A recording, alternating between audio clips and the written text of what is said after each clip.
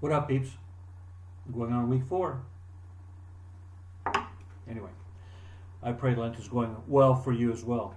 Today I want to talk to you about drug legalization and why I don't believe it's going to happen anytime soon, if ever.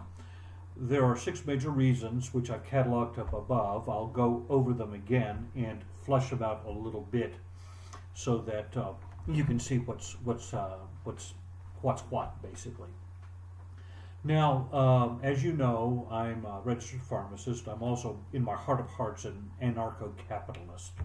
I believe in as much freedom and liberty as possible for as many people as possible. But I'm also a realist, therefore I'm a conservative. It's just not possible. Okay. A lot of freedom, license, liberty is just not in the cards. It just can't.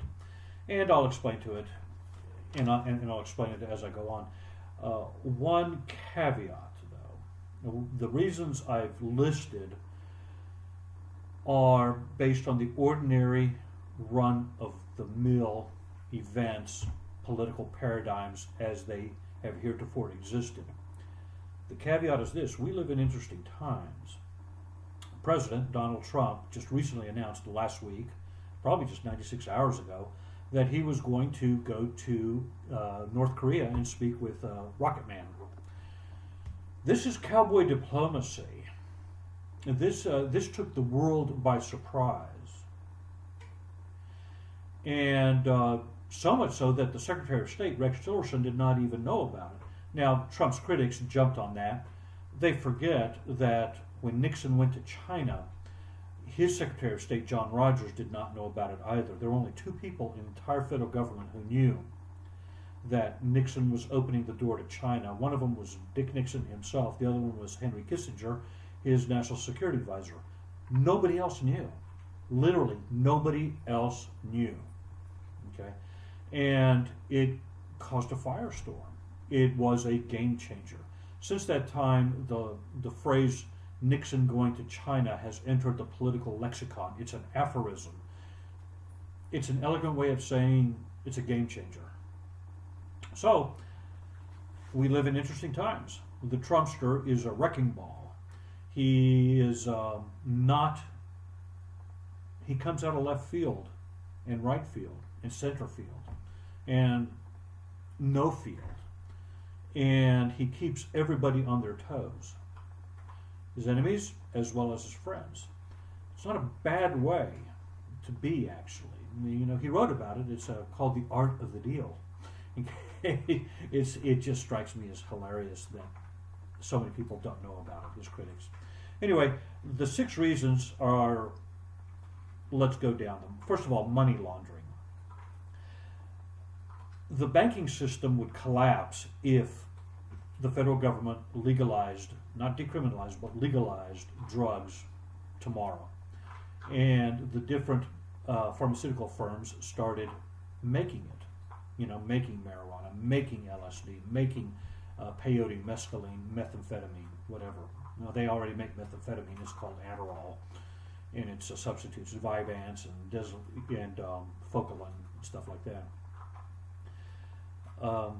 So money laundering keeps the financial systems of the world afloat. Crucial. 2, it's a honey trap.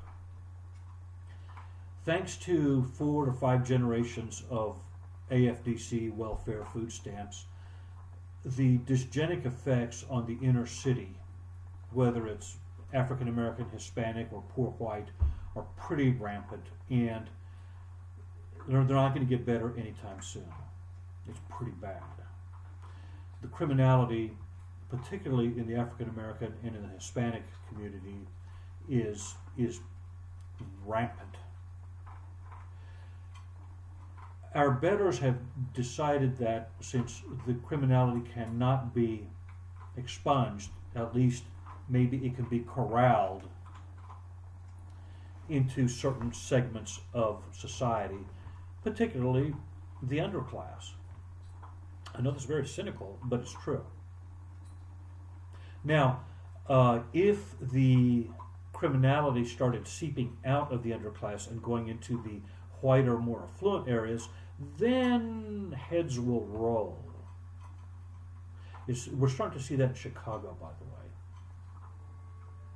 way. And I think Chicago's a test case. We're going to see how Rahm Emanuel plays this. And the elite, the oligarchy. I'm not hopeful. But having said that, the drive, the initiative, the entrepreneurial spirit of young men in general is a reality. Especially if they're driven alpha male types or type A males. Unfortunately, in the inner city, there is no outlet for this type of normal, masculine, positive aggression. There is none. It's basically the drug trade. And it's experienced by, how shall I say it, by gang violence, turf wars. These people are pretty darn creative in a nefarious way, I grant you, but still very creative, and they get to be quite wealthy. And there are fruits that accrue to the winners,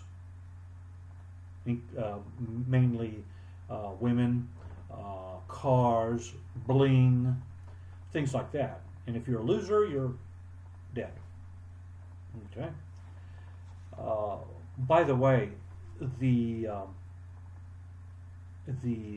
overlords, the gang overlords, like the illegality of the drug trade because it increases their profits, while at the same time helps remove competition.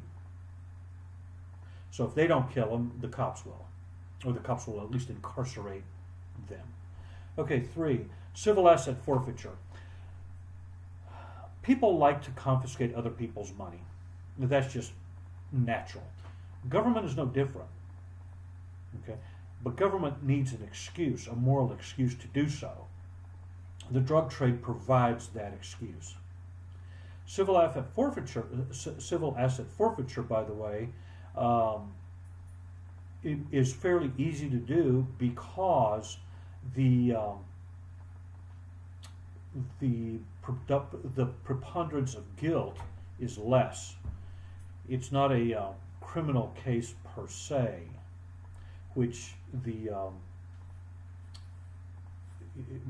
bar for conviction is fairly high. With civil asset forfeiture, the bar is not very high at all. And if you don't believe me, just Google, your local sheriff's office and see all the things that they have for sale. And everything from stills to Corvettes to houses even. Okay?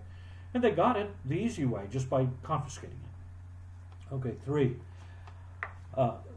4. Private prisons. Private prisons are a fairly recent phenomenon. I believe they started in the late 80s, early 90s. And anybody can own a private prison or stock in private prison. They're traded publicly, and they're a money maker. Okay, there are people who are invested in private prisons. I've heard that Jeff Sessions himself is an investor in a private prison. I don't know that for a fact. I just keep hearing that. It's possible. If he's not, then a lot of his cronies are. Okay, so private prisons are a going concern. Think about it this way: in the United States of America, we have 5% of the world's population. In other words, 1 out of every 20 human beings living on this planet is an American. But yet, we have 25% of the incarcerated people in the world. So 1 out of every 4 prisoners in the United States is an American, or is incarcerated in an American prison. That creates a market for private prisons. Alrighty? Now, I'll grant you it's a little bit more complicated than that. In many countries, they don't have prisoners; they just shoot them. Okay. In China, for instance, they have the death penalty for any number of crimes, and there they literally just shoot a guy in the back of the head, and they bill that guy's family for the bullets used. Okay. Other countries don't have prisons because they have corporal punishment. So if you're caught doing a mid-level crime, you'll just be whipped or flogged, and you will not be put in prison. So I'm not saying that we have more criminality in the United States. That 25% number is not indicative of criminality per se, although there is a high correlation of criminality. It's because we have these standards in which we believe that if you're convicted of a crime, you need to do time. Even if you do a nothing burger crime like Martha Stewart did, she still served 6 months in prison. Admittedly, it was a club-fed type of prison. Okay. Number 5, the hiding of assets. This is particularly true of the poor white underclass that is involved in the methamphetamine trade, crank or ice, as it used to be called. Again, like I said in number 2, when the entrepreneurial spirit of the inner city black or Hispanic is driven towards finding more and more creative ways to maximize profits in the drug trade, this same thing is happening in rural America, exurban America, where the vast majority of the population is white. Okay, now, what's in it for some guy who doesn't have any prospects in life to deal in methamphetamine? Well, I'll tell you, he's making money. And more importantly, he's hiding his assets. He's hiding his assets primarily from his ex-wife, who has a legal claim to his assets. Okay, since it's illegal and it's hidden, she has no way of knowing what monies he has or doesn't have. Again, this goes to number 2 as well. These guys are not looking anytime soon for the decriminalization or the legalization of methamphetamine. They don't want it. Okay, any more than bootleggers in the 20s wanted the legalization of Jack Black and Seagrams and all of the liquors that were coming, all the legal liquors that were coming in from Canada. They didn't want those. They wanted to make their own hooch, their own moonshine, and they were making a decent profit at it. Okay, number 6, prudential reasons. As a libertarian, so to speak, I think that most people should have as much liberty as possible. I really do believe that. However, it's not prudential. I mean, because it's like for the same reason that nobody, even people who want prostitution legalized, do not want a house of ill repute next door to their house. They don't want it. Okay, nor do they want a prostitute walking the sidewalk in front of their house. Okay, it's the same thing with drug legalization. You will find people just passed out on the curb. You will. It may not be as bad as the alarmists like to make it sound, but it doesn't have to be.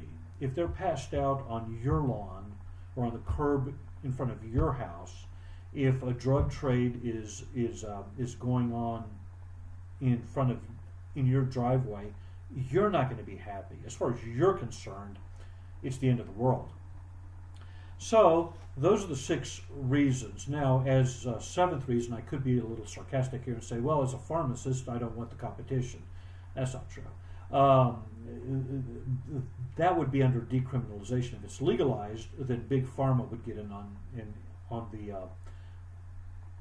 the ground and start making LSD, start making peyote, mescaline, heroin. All of these, by the way, which have beneficial therapeutic effects. Okay, so that's the 6 main reasons why I do not believe that there will be any legalization of drugs anytime in the near future. Uh, Sorry for the length of this. It's I couldn't make it any shorter, and I apologize, but there's a lot here.